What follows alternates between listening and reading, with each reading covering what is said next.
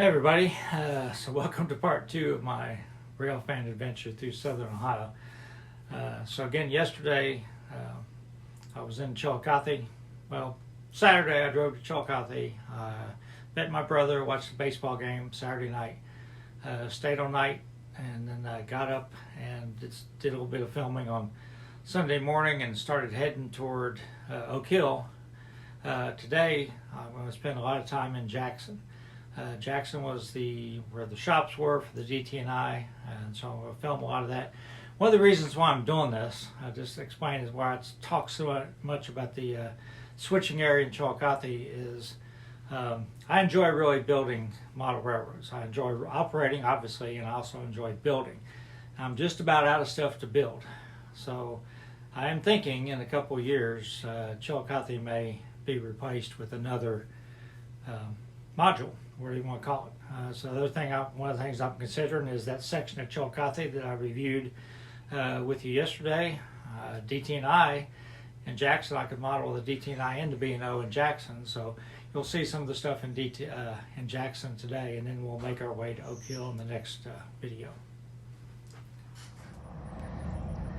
All right, still heading to Oak Hill. Stopped in Jackson. Against all odds, the DT&I depot is still here. And here they're going to tear it down and build a Dollar General here. But thank goodness they have not done it yet, but boy, this thing is really in rough shape.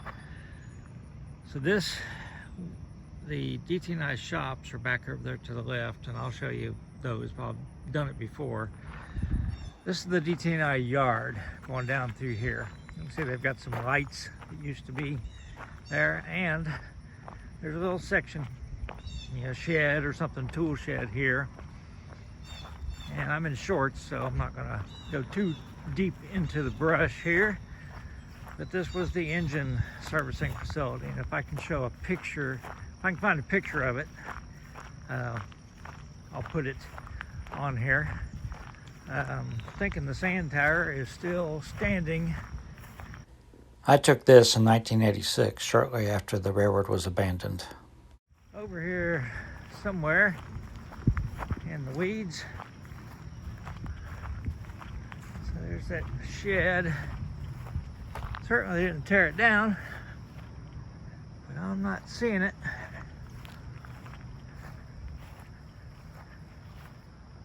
Huh. Maybe they did tear it down. But used to be really, now I see it. I'll zoom in on it. There it is. Once again, 1986. Sticking up there. So this was the DT&I yard, and I'm looking basically west toward Waverly.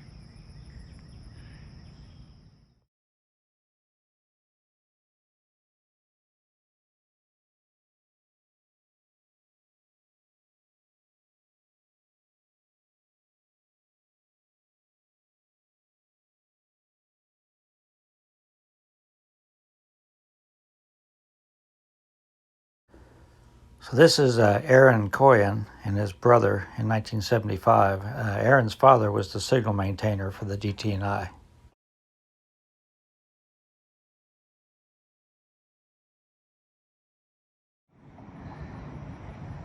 By the way, here's the depot. And there's the Dollar General they're rumored to be building. So they did build a new Dollar General, they just didn't tear down the depot to do it. It's built on the land adjacent to the depot. And this is another Aaron Coyan photograph, which we've been corresponding about Jackson today. So this is on the Facebook group for DT&I. So it's taken 1981 after the Grand Trunk Western took it over, but before it was abandoned, obviously. It's kind of noisy right here. We're speaking loud. It's like something is actually being ground or crushed here. This is a place called Alucow. It's west of Jackson. They actually relayed a part of the railroad of the DT&I to give this place service again, which is really interesting. It's served by the Ohio South Central Railroad. This is technically, I guess, about the last customer on the line that they have. But they relayed a few miles of line to to get this place serviced. And they get material in covered hoppers. I don't know what they do here. I'll have to do some research. But it's a big, very clean looking place. And I have heard that this used to be a brickyard at one time, but obviously they've rebuilt everything since then. But this was the side of a brickyard. So I'm looking back toward Jackson. This is the old DT&I main line. And if I swivel around, now I'm looking west. This is the line where I was just at. You can see Aluchem there in the distance. So it goes down a certain way and it stops, and then it switches back to go to Aluchem. Now this switch right in front of me goes to this place right here. Pretty overgrown. I don't think they use it, the rail, anymore. Doesn't look like there's been any traffic on it for a while. But this is Something Minerals. It's funny, it's used to like say Something Basic Minerals LLC, but that's been crossed out. But I don't think this gets rail service anymore. So this is where the spur ends on the thing I just showed you. So maybe at one time there was a loading doors here. Looks like it's been, you know, I don't think those are railroad ties down there, like maybe the spur kept going. But anyhow, there's some kind of apparatus up there that they use this for something. Okay, someone can correct me if I'm wrong here. This is the old C&O, I believe, which started as like an interurban, and the C&O bought them. But it's now the Ohio South Central. Now the C&O and the B&O, of course, when they were together, they abandoned the B&O, which crossed right up here and ran on the C&O. But now it's the Ohio South Central. This building is pretty cool. You can see where it says something about cigars on it. You know, so I don't know what this building was. Smoke King Edward Cigars. But it did maybe at one time have a rail spur on it. The DT&I depot and all that is back over there. This is Osco's Ohio Stove Company. Don't get any rail service now. I assume maybe at one time they did, but they don't now. And if I turn back around, these are the DT&I shops. Still have the big cool DT&I logo on them.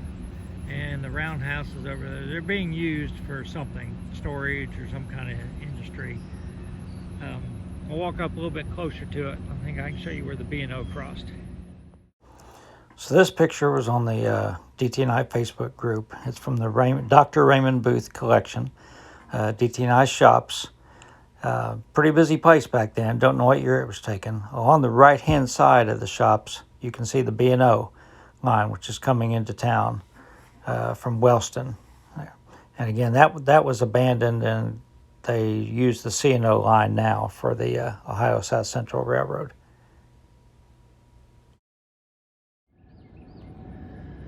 So I think I'm going to title this video Trespassing Across Southern Ohio, and hopefully it doesn't end with me being arrested.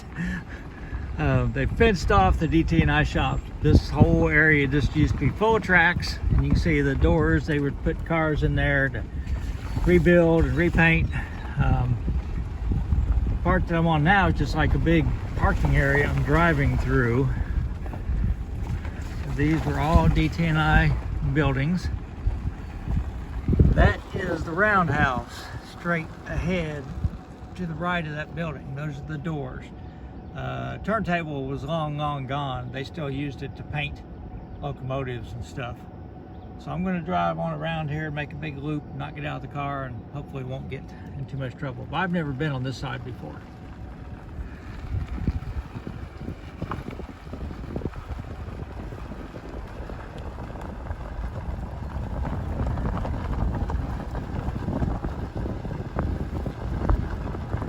This would be a challenge to model. A lot of ornate brickwork.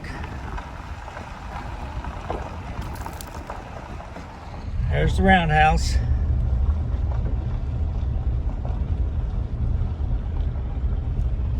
Back over to the car shops. Again, I'm just gonna go up here and turn around. All this was full of cars and stuff. Tracks.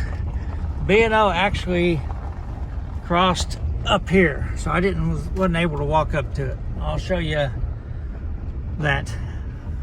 It's the back side. Again, all the big doors ran all the way through the building. Roundhouse, backside and side.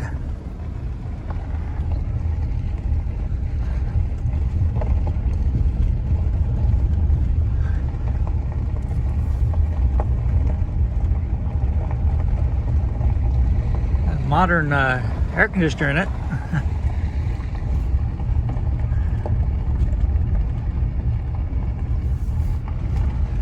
And that's obviously a DT&I building too.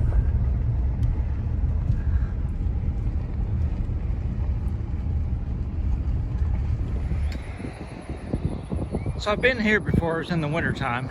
That is a Kroger's.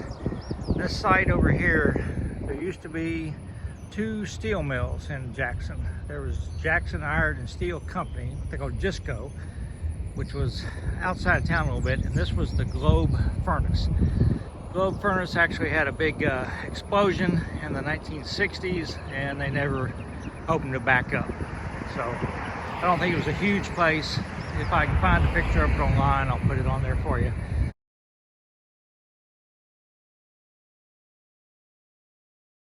But this is another Ohio South Central locomotive engine. But the main reason why I stopped here is this engine and those tank cars are sitting on the B&O main line.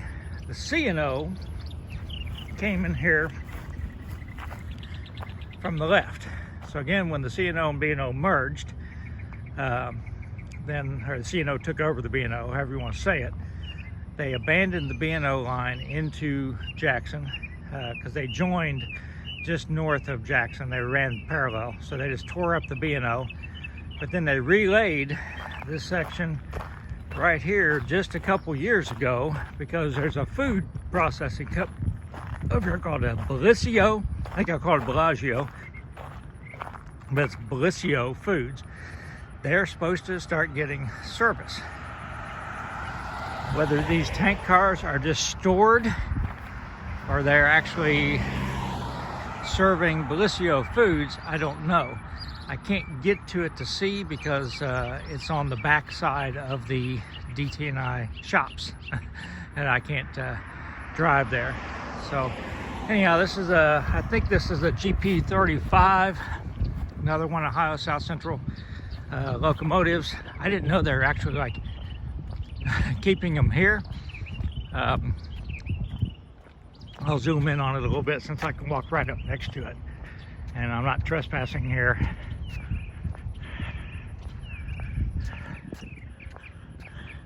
It's an interesting railroad.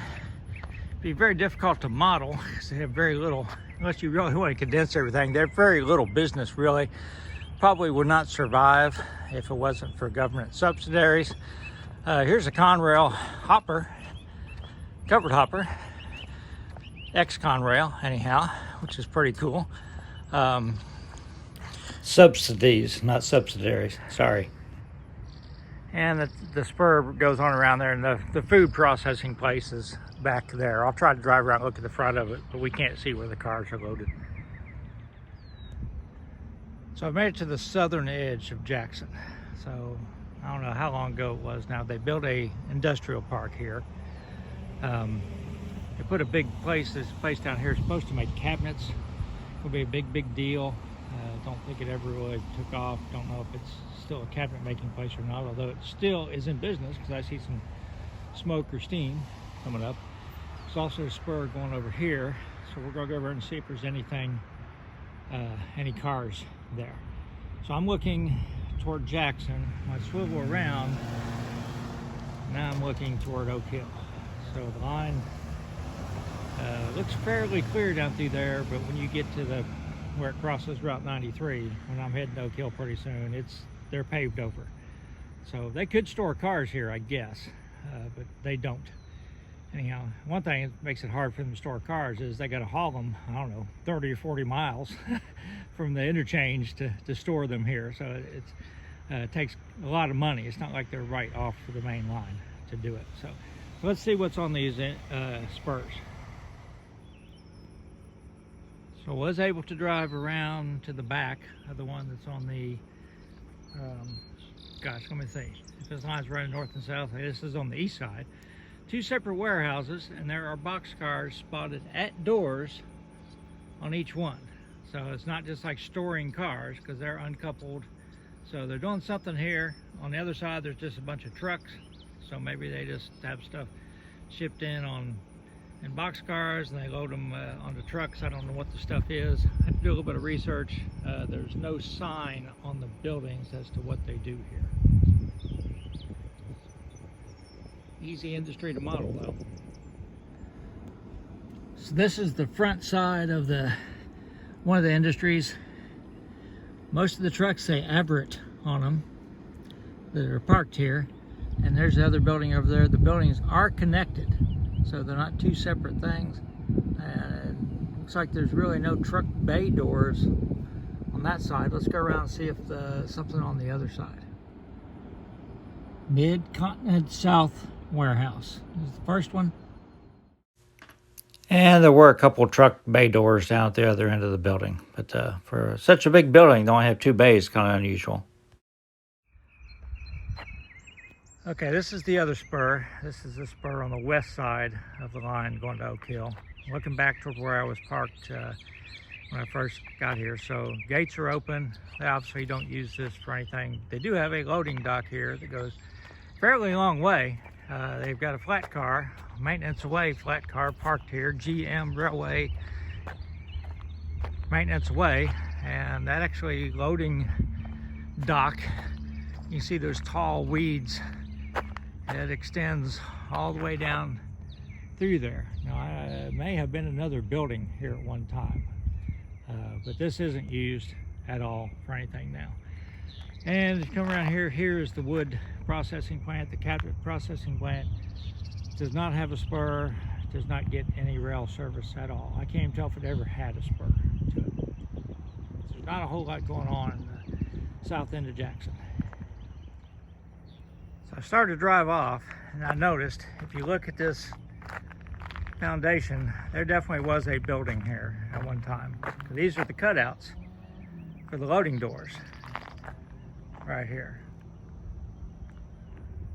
So it's funny how there's a couple of them are side by side, and then there's a gap, and side by side. So I wonder if there's space for 40-foot and 50-foot boxcars. But there definitely was a big building here at one time that probably unloaded or loaded boxcars. I have to do a little bit of research. So Aaron Coyan told me that this was used to be a Goodyear plant, and I Googled it. It employed a few hundred people. They made dashboards for cars. They did a lot of work for Ford. It was built in the 60s. Of course, the main part of the plant has been torn down. And the interesting thing is I used to make dashboards for Toyota, so it's sort of intriguing to me. But it'd be a good modeling industry. Aaron had a historical photo that has like 3 or 4 boxcars on this loading dock. So good possibility to model if I decide to model Jackson at some point in the future. So everybody stay safe.